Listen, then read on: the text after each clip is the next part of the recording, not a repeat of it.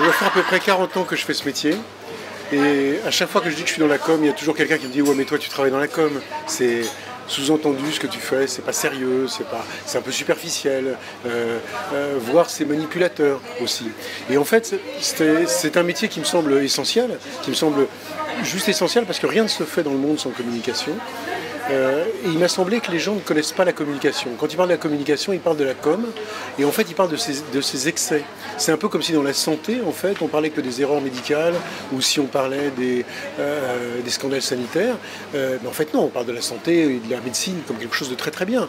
Il y a des excès. Mais dans la communication, c'est pareil. Il y a des excès, mais quand on parle de la communication, on dit la com, et on l'assimile à ces excès. Alors en fait, on lui fait trois reproches que je reprends comme des chefs d'accusation dans le procès. D'abord, on lui dit qu'elle est superficielle, c'est ce qu'on vient de voir.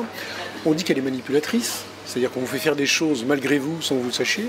Et puis on dit qu'elle est polluante. Alors ces trois choses-là ne sont pas entièrement fausses, c'est vrai, ça arrive. Mais c'est des excès. Mais il ne faut pas pour ça condamner la communication. Et finalement, je me suis dit, pour la défendre, plutôt que d'essayer de faire un bouquin dans lequel je dirais que la communication c'est quelque chose de formidable, je me suis dit, on va faire comme les hommes politiques. On va la mettre en procès. On va lui demander finalement de se justifier, de s'expliquer. On va lui faire vivre un vrai procès avec des chefs d'accusation, les trois qu'on vient de voir, et puis des grands témoins qu'on va appeler à la barre pour donner leur point de vue sur la communication.